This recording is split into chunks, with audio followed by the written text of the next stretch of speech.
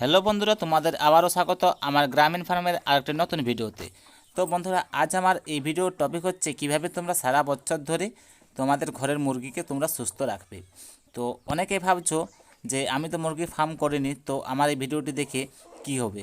তো তারাও এই ভিডিওটি দেখে উপকার পাবে, কারণ তোমরা যদি গ্রামে বাস করে থাকো তাহলে দেখবে প্রায় প্রতিটি ঘরে 5টি 10টি 15টি মুরগি মা মাসে বোনরা পেলে থাকে। তো এক এক সময় এমন হয়ে যায় যে ছোট্ট একটি রোগের কারণে একটি বড় মুরগি মারা যায়, যেটির দাম তুমি 400 থেকে 500 টাকা হবে। সেই মুরগিটি মারা যাবে, তোমার 100 থেকে 150 টাকার ওষুধ নিলে সেটি ভালো হতে পারে।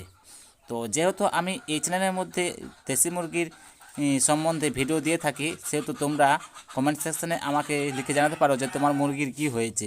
তো তাহলে আমি তোমাদের রিপ্লাই দেবো যে তোমরা কি করলে মুরগিটি সুস্থ থাকবে, ঠিক আছে, যে সুস্থ হয়ে যাবে। তো এবং আমি কি ওষুধ ব্যবহার করি এবং আমি কিভাবে আমার মুরগিগুলোকে সারা বছর সুস্থ রাখছি এবং কোনো যদি রোগ হয়ে যায় সেই রোগের কিভাবে আমি চিকিৎসা করছি, তো সেই সব ভিডিও আমার এই চ্যানেলের মধ্যে তোমরা পেয়ে যাবে।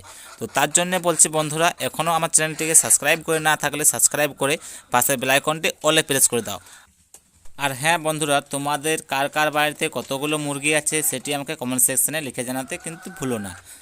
তো বন্ধুরা, আমার একটি মুরগি ঠান্ডা লাগা রোগ হয়েছে। তো কাল আমি ভিডিও দেব যে তোমরা কিভাবে তোমাদের মুরগির যদি ঠান্ডা লাগা রোগ হয়, একটি চোখ মানে কি বলবো কানা হয়ে গেছে, মানে জল পড়ছে একটি চোখে এবং চোখটি ফুলে গেছে, তো এই রোগটি হলে তোমরা কিভাবে রোগটি সারাবে এবং কি ওষুধ খাওয়াবে সেটি তোমাদের আমি কাল একটি ভিডিওর মাধ্যমে বলে দেব।